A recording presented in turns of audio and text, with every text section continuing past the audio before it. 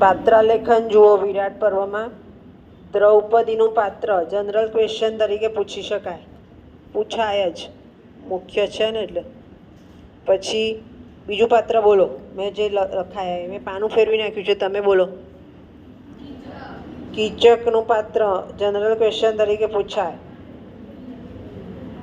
ભીમસેનનું પાત્ર short note તરીકે પૂછાય.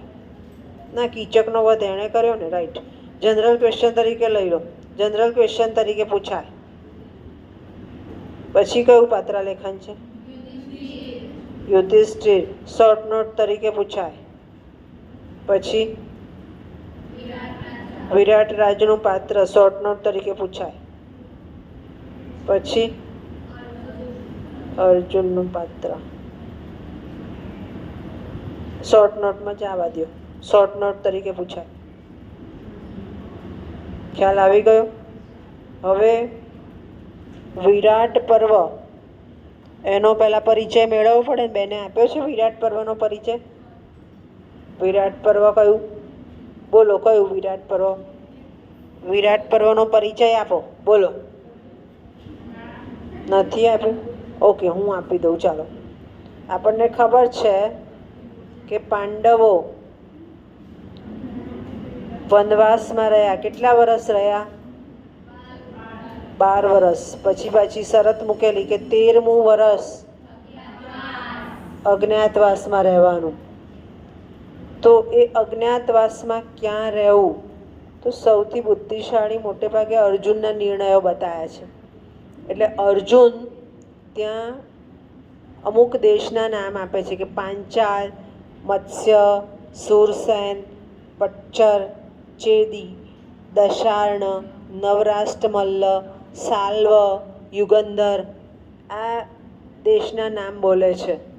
આ તમને જનરલ નોલેજમાં પૂછાય કે અજ્ઞાતવાસ વખતે અર્જુને કયા કયા દેશના નામ સૂચવ્યા હતા. હું આ બોલીએ તો એમ કે આટલા પ્રદેશ એવા છે કે જ્યાં આપણે અજ્ઞાતવાસમાં રહી શકશું. અજ્ઞાતવાસે રહેવાનું છે. જો ઓળખાઈ જાય તો પાછા બીજા 12 વર્ષ આવવાના હતા. એટલે એવા રાષ્ટ્રમાં જવું પડે કે જ્યાં એ લોકોને આશરો મળે. તો અહીંયા પાછું સામાજિક મૂલ્યાંકન જોઈએ કે તમે તમારી વાત અજ્ઞાત ક્યારે રાખી શકો? તો સામે વિશ્વાસપાત્ર વ્યક્તિ હોય ત્યારે જ, બાકી કહી દે. એટલે છેક છેલ્લે એ લોકો વિરાટ રાજાનો દેશ, વિરાટ દેશ પર પસંદગી ઉતારે છે કે આપણે અહીં જઈએ અને ત્યાં અજ્ઞાત વેશમાં રહીએ. અજ્ઞાત વેશમાં રહ્યા એ પણ આપણને જનરલ નોલેજમાં પૂછી શકાય કે અજ્ઞાત વેશમાં એ લોકો કયા કયા રીતે રહ્યા. તો ભીમસેન છે એ બલ્લવ નામે રસોઈયા તરીકે રહ્યો, કારણ કે ખાવા વધારે જોઈએ એટલે રસોડામાં જ જવું પડે. એટલે બલ્લવ રસોઈયા તરીકે રહ્યો, અધ્યક્ષ રસોઈયો પાછો. અર્જુન છે એ નૃત્યાંગના, એને શ્રાપ હતો કે 1 વર્ષે સ્ત્રી વેશે રહેશે. એટલે બૃહનલા એ નૃત્યાંગના તરીકે રહ્યો અને રાજકુટુંબમાં જઈને નૃત્ય શીખવાડશે. ત્યાર પછી નકુલ એ અશ્વપાલ તરીકે રહ્યો અને સહદેવ એ ગોપાલક તરીકે રહ્યો.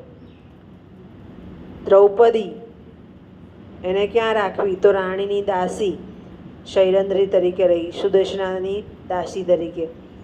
આમ યુધિષ્ઠિર છે એ કંક નામનો બ્રાહ્મણ, કારણ કે એ તો પકડાઈ જાય એવા હતા, જૂઠું બોલી શકતા નહોતા, એટલે એને બ્રાહ્મણનો વેશ આપ્યો કે કર્મકાંડ કરે અને ક્યાંય પકડાવાની પરિસ્થિતિ ઊભી થાય નહીં. આ રીતે જુદા જુદા વેશે એ લોકો રહ્યા, ક્યાંય ભેગા થવું નહીં, સૌએ સૌનું કામ કરવું અને એ રીતે રહ્યા. ખાલી કનેક્શન રહ્યું દ્રૌપદીનું, અર્જુનનું અને ભીમનું, કારણ કે એ લોકોએ રાજકુટુંબમાં ગયા. ભીમસેન છે રાજકુટુંબમાં રાજઘરાનાનું રસોડું સંભાળ્યું. બૃહનલા તરીકે અર્જુને રાજઘરાનાની સ્ત્રીઓને નૃત્ય વગેરે શીખવાડ્યું. અને દ્રૌપદી છે એ સુદેશના રાણીની દાસી તરીકે રહ્યા. એટલે જે કીચક વધ આવશે એ ભીમ કરશે, કારણ કે એ 3 એક જ જગ્યાએ છે, પેલા 3 જુદી જગ્યાએ છે. અને આ રીતે એ લોકો ક્યાં રહ્યા? તો વિરાટ રાજમાં અજ્ઞાત વેશે રહ્યા, વિરાટ રાજા પાસે. અને એટલે વિરાટ પર્વ એ નામાભિધાન પણ થયું. વિરાટ પર્વ ક્યાં, કયું? તો આ જે વાત છે વિરાટ પર્વમાં છે. ખ્યાલ આવી ગયો? સમજ પડી ગઈ? ટૂંકનોંધ તરીકે પૂછાય, વિરાટ પર્વનો પરિચય આપો. નોંધી દો, વિરાટ પર્વનો પરિચય આપો.